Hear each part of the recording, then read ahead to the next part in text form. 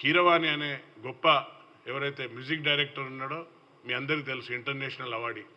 ఈరోజు ఆయన దాన్ని ఏమాత్రం అందులో అరమరికలు లేకుండా ఈ యొక్క జాతీయ గీతంగా, మన యొక్క తెలంగాణ జాతీయ గీతంగా ఈరోజు దాన్ని ప్రమోట్ చేస్తున్నాడు. కాబట్టి అందశ్రీ గారికి వారికి ఉన్న, ఎందుకంటే అతనికే తెలుసు అందశ్రీ గారికి ఎవరిని సెలెక్ట్ చేసుకుంటే ఈ గీతానికి కరెక్ట్గా న్యాయం చేకూరుస్తారు అనే ఉద్దేశంతో ఆయనను సెలెక్ట్ చేసుకోవడం జరిగింది.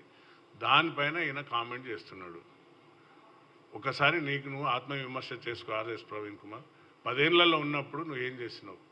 10 ఏళ్లలో నీ యొక్క ఒక సామ్రాజ్యాన్ని నిర్మించుకొని అందులో స్వారోస్ అనే ఒక గుండాలను పెట్టుకొని నువ్వు ఏం చేసినావు నీ అందరికీ తెలుసు. కాబట్టి ఇంకోసారి కామెంట్ చేసే ముందు ఒకసారి ఆలోచించు. మరి ఇన్ని రోజులు ఎక్కడ పోయినావు? చిన్న క్వశ్చన్ నేను అడుగుతాను వారిని, స్పోర్ట్స్లో అడుగుతాను. స్పోర్ట్స్లో ఇప్పుడు ఎవరున్నారు? గోపిచంద్, పుల్లెల గోపిచంద్ ఎక్కడ అతను?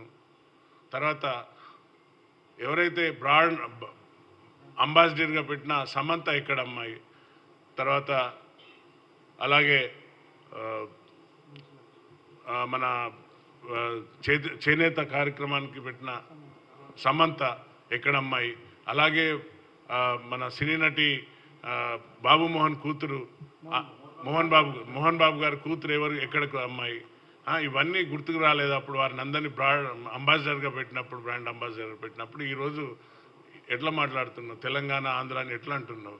మరి కేసీఆర్ ఆంధ్రోలకు కాలికి ముళ్ళు గుచ్చుకుంటే పంటితో తీస్తా అన్నాడు. మరి అప్పుడెక్కడ పోయినావు?